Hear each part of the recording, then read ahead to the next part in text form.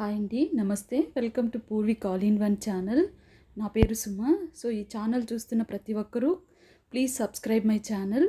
So ఈ అలసంద పప్పులతో మసాలా ఎగ్ కర్రీ ఎలా చేస్తామో చూస్తాము. సో పప్పులు ఈ మసాలా కావాల్సిన ఇంగ్రీడియంట్స్ తీసుకున్నాము. సో మనం ఫస్ట్ మిక్సీలో వేసుకుందాము ఏవేవి వాడుతున్నాము మసాలాకి అని. సో ఇక్కడ ఒక హాఫ్ కొబ్బరి చిప్ప తీసుకున్నామండి. కొబ్బరి తీసి కట్ చేసి వేసుకున్నాము. పెద్ద సైజు ఆనియన్ తీసుకున్నాము, సన్నగా కట్ చేసి వేసుకున్నామండి. నెక్స్ట్ చిన్న సైజు 3 వెల్లుల్లిపాయ తీసుకున్నామండి. సో దాన్ని కూడా పొట్టు తీసి మనము వేసుకున్నాము. దాంతోపాటు ఒక చిన్న సైజు లెమన్ సైజు అల్లం తీసుకున్నాము. నెక్స్ట్ చెక్క ఒక 5 లవంగులు వేసుకున్నాము.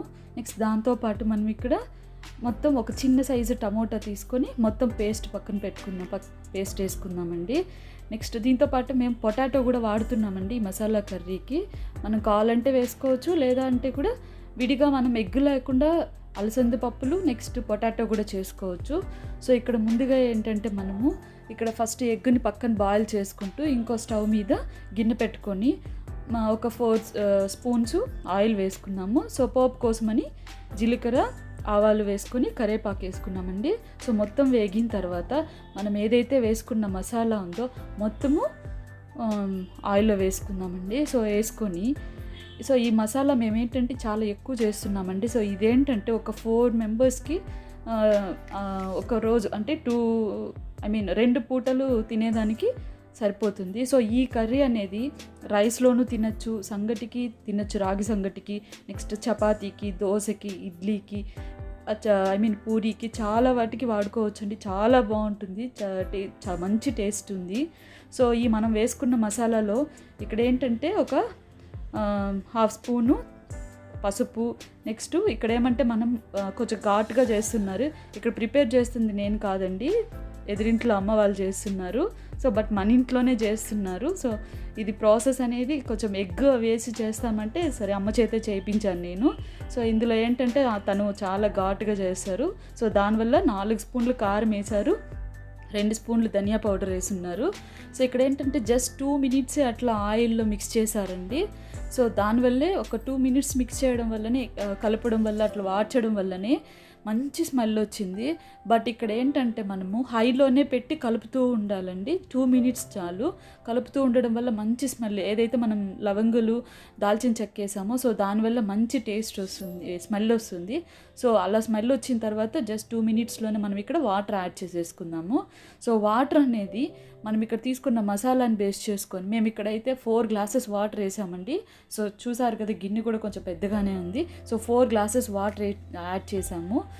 సో ఇక్కడ మనము అలసంద పప్పులు ఏంటంటే ఆయిల్లో వేసి మసాలాలో, నేనైతే అట్లా అనుకున్నాను, మసాలాలో వేసి కొంచెం సేపు వాడుస్తారనుకున్నాను, అట్లా వేయించుతారనుకున్నాను. అట్లయితే చేయలేదా అంటే ఇక్కడ.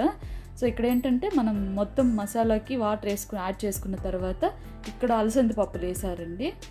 సో ఇక్కడ వేసి మళ్ళీ కొత్తిమీర, కరివేపాకు స్టార్టింగ్ వేసారు కదా, సో కొత్తిమీర యాడ్ చేసేసారు.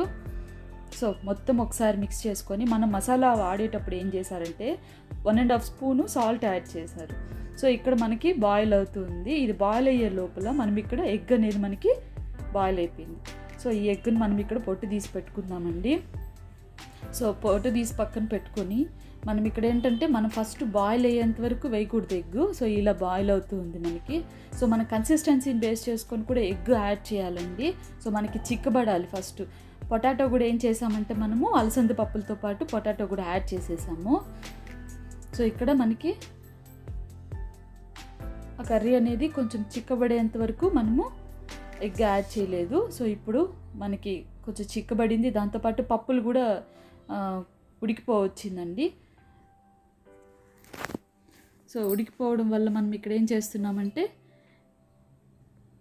ఒకసారి చూసుకుందాము. సో మనకి చూసారు కదా, మేము ఇక్కడ ఏంటంటే పచ్చి అలసంద పప్పులే యాడ్ చేసామండి. సో దానివల్ల తొందరగా ఉడికిపోయింది. సో చూడండి, మనకి పులుసు కూడా బాగా చిక్కబడింది. సో అందులో ఇప్పుడు మనం ఎగ్గుని ఇలా 4 సైడ్స్ ఘాట్లు పెట్టుకొని మనము పులుసులో యాడ్ చేసుకున్నాము. సో ఏంటంటే యాడ్ చేసుకొని ఒక 2 మినిట్స్ అట్లా బాయిల్ అయిందంటే ఆటోమేటిక్గా మనకి ఎగ్ కూడా మంచి టేస్ట్ వస్తుంది, ఉప్పు మొత్తం మసాలా అంతా ఇంపుతుందండి. సో దాంతో మనకి బాయిల్ అయిపోయింది, 2 మినిట్స్ అయిపోయింది. సో ఫైనల్గా మనకి ఎగ్, అలసంద పప్పులు, పొటాటో కర్రీ అయిపోయింది.